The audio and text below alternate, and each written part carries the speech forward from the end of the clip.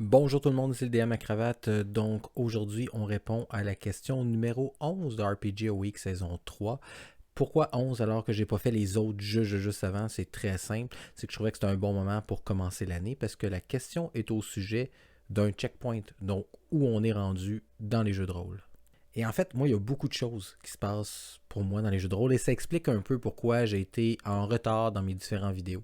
Donc, depuis le temps des fêtes, j'ai presque 3, 4 ou 5 parties par semaine, des parties virtuelles, bien sûr.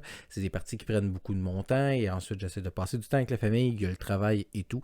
Donc, c'est sûr que ça prend un peu plus de mon temps que j'avais en 2020, vers la fin de 2020, où je pouvais faire un peu plus de vidéos. Donc, checkpoint, on parle de où on est rendu dans les jeux de rôle, puis c'est ce que je vais faire aujourd'hui. Donc, premièrement, j'ai plusieurs parties. Comme je vous ai expliqué tout à l'heure, j'ai plusieurs parties qui sont en cours. On va faire un petit roll call. Première partie qui est en cours actuellement, elle dure depuis 5 ans, bientôt 6, la partie de Star Wars, qui a commencé une partie de la guerre des clones et qui est maintenant Star Wars Tales of the Two Republic, Star Wars, Histoire des deux républiques. Ce qui est intéressant avec cette partie-là, c'est qu'on a vraiment créé un monde parallèle qui ressemble à Star Wars, mais qui est un peu loin de la trame habituelle de la saga des Skywalker. Donc, c'est une partie qui a, comme j'ai dit tout à l'heure, débuté dans la guerre des clones, qui a bifurqué, puis qui ne ressemble pas à ce qu'on sait maintenant de l'Empire, de Palpatine et tout.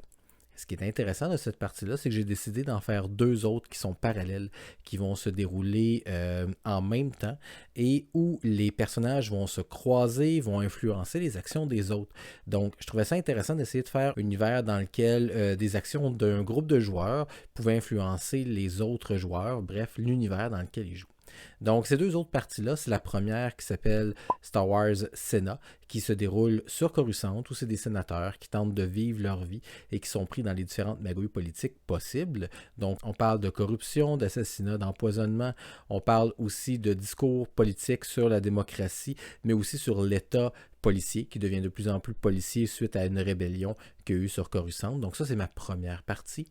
Ma deuxième, qui est en lien avec l'histoire des deux républiques, c'est une partie de Scélérat. Donc, dans celui-là, on va plus regarder le monde interlope, le crime organisé qui tente de s'établir de plus en plus présent dans le Outer Rim. Imaginez le contexte, on vient de finir la guerre des clones, donc c'est sûr que les différentes factions sont amoindries, ont de la difficulté à survivre, beaucoup moins de ressources, donc c'est un bon moment pour le crime organisé de tenter de prendre de plus en plus son essor. Donc, ces deux parties-là et la partie traditionnelle, celle que j'ai fait qui s'appelle maintenant l'histoire des deux républiques, vont pouvoir interagir une avec l'autre. Ensuite, autre partie très importante, c'est une partie qui dure depuis 1 an et demi, c'est la partie qui s'appelle Agent of Fate. Donc, Agent of Fate, c'est une partie d'agents secrets qui se déroule dans les années 70.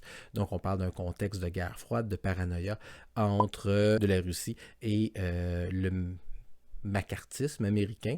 Donc, nos agents sont d'un groupe clandestin qui s'appelle le Fate, qui travaille directement pour le président américain et dont les autres services secrets ne connaissent peu ou rien. Ce qui est intéressant dans cette partie-là, c'est qu'à un certain moment, nos agents se sont mis à douter de l'agence pour laquelle ils travaillent. Peut-être qu'ils travaillent pour l'ennemi.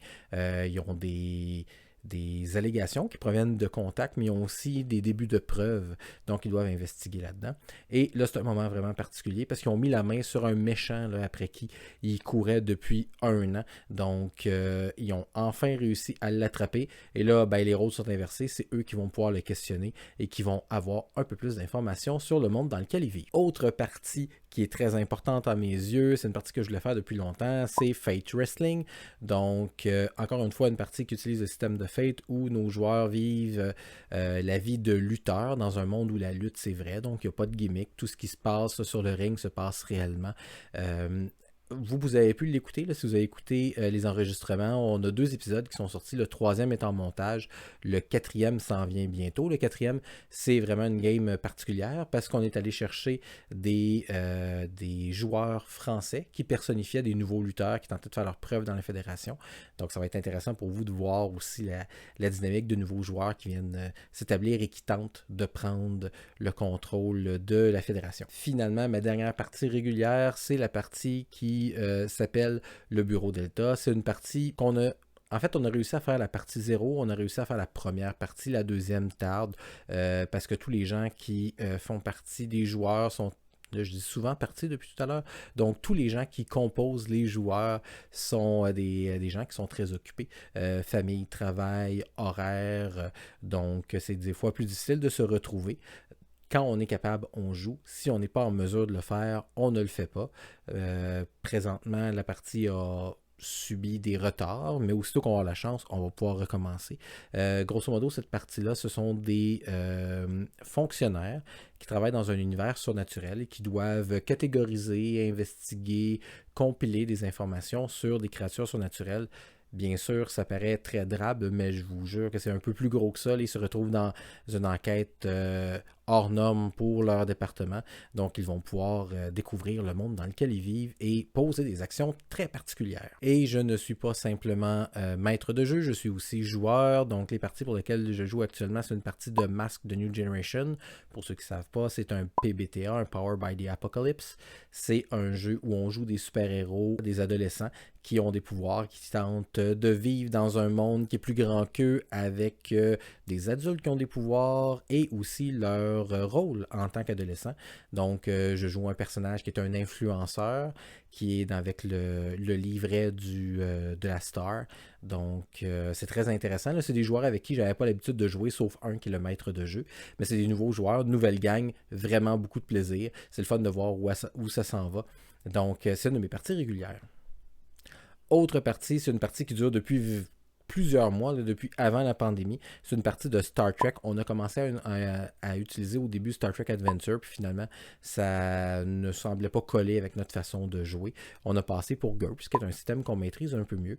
Donc, c'est un de mes amis qui l'a commencé, qui s'appelle Sébastien. Donc, Sébastien, c'est sa première partie en tant que DM. Il fait un bon travail. C'est une histoire qui est quand même bien ficelée. Et ben, j'ai hâte de voir où ça s'en va. On va continuer à la jouer. J'ai d'ailleurs une partie ce dimanche. Je joue le capitaine Jacob Calloway, qui est un jeune capitaine qui tente de faire sa place alors que des amiraux, il y a un amiral qui ne l'aime pas beaucoup, qui tente de lui mettre les bâtons dans les roues. Donc, très intéressant, cette partie-là aussi. Et ce n'est pas tout. Comme vous le savez, j'ai déjà parlé de Draconis, donc le festival de jeux de rôle que j'avais fait en 2020, qui a été un moment vraiment intéressant et particulier pour moi en 2020, parce que ça a été le dernier moment où j'ai rencontré des gens. Normalement, je fais des GN et cette année, il n'y en a pas eu. Donc, c'est la dernière fois où j'ai pu me retrouver dans une grande foule et voir des gens qui avaient la même passion que moi. J'avais animé à l'époque 2 parties. Donc, cette année, je recommence avec 3 parce que le Festival Draconis se fait en version virtuelle. Il reste encore quelques temps, je crois, pour vous inscrire. Moi, pour ma part, comme j'ai dit, je vais faire 3 parties. Je vais être aussi sur un panel qui parle des jeux de rôle en ligne. Donc, quelque chose avec lequel j'ai quand même un peu d'expérience parce que ça fait 2 ans que j'utilise des logiciels pour faire des jeux de rôle en ligne qui me permettent de diversifier mes games, mais aussi qui m'a permis d'avoir des jeux de rôle de façon constante pendant ce moment dans lequel on vit, de confinement, de pandémie. Donc, je vais parler de mon expérience, je vais parler des bons côtés, des mauvais côtés, puis comment je me sens à jouer en ligne, parce que c'est sûr que c'est différent que de se retrouver sur une table comme j'ai en arrière de moi, où nos amis se retrouvent avec des chips, de la liqueur, de la pizza, des dés, des figurines et des vraies feuilles. Donc, je vais parler de ça au Festival Draconis. Si vous avez l'intérêt pour les jeux de rôle, ce sera une bonne idée de venir faire un tour, soit en tant que joueur, ou si vous avez le temps de proposer des parties. C'est tout le temps le fun, plus de diversité, mieux que c'est. Il y a peut-être un système que vous maîtrisez que les autres maîtres de jeu ne maîtrisent pas ou qu'il y en a peu. Donc, proposez-le. Si vous êtes aussi un auteur, puis que vous avez un jeu à vous, un univers que vous voulez faire connaître, ben c'est un bon moment aussi pour le faire. Il va y avoir des tables d'exposants. Bien sûr, ce sont des tables virtuelles, c'est sur un channel Discord. Je vais le mettre dans la description du vidéo, comme ça vous allez pouvoir aller faire un tour. Je vous recommande de vous inscrire, vous allez faire des belles rencontres et peut-être même de belles découvertes. Et peut-être qu'on va se croiser dans une de mes parties. Et finalement, ben j'espère qu'en 2021, je vais pouvoir recommencer à faire des GN. C'est toujours une bonne partie de mon été, des GN. C'est une activité que je fais depuis vraiment plusieurs années.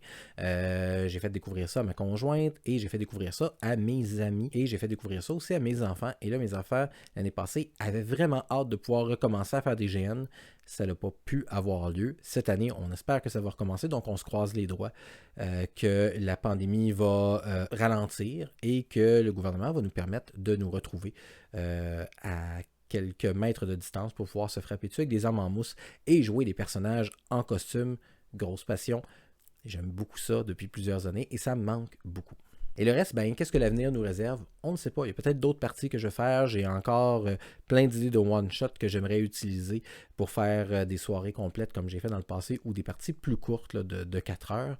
Donc, j'ai encore plein d'idées pour cette année. Je vais essayer d'updater le plus de vidéos possible, mais comme vous vous en doutez, là, avec autant de parties, ça donne moins de temps pour enregistrer des vidéos réponses, des vidéos, faire du montage et les publier sur YouTube. Et là, ma question à vous, c'est et vous? Où vous êtes rendu dans vos jeux de rôle actuellement? Est-ce que la pandémie a ralenti vos activités? Est-ce qu'elle l'a augmenté? Parce que c'est aussi possible. Est-ce que vous avez des nouveaux projets? Est-ce qu'il y a des choses que vous voulez faire? Je vous suggère de les écrire dans les commentaires ou de faire une vidéo réponse. Comme ça, on va pouvoir savoir où tout le monde est rendu dans l'univers du jeu de rôle, dans notre passion qui nous anime tous. Et d'ici à mon prochain vidéo, je vous demande de rester sage comme d'habitude. N'oubliez pas, nous sommes en 2021, c'est peut-être une année de changement. Par contre, je suis EDM comme les autres et je garde ma cravate.